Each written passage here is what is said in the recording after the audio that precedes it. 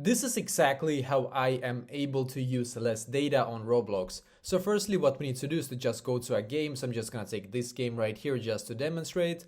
So just for this tutorial, I'm gonna take this game, but you can take any game. And then just click on the Roblox logo in the top left corner here, as you can see. And then we need to click on settings right here. So if you have the voice chat, I would recommend you to actually disconnect it. It also takes a lot of data, just so you know.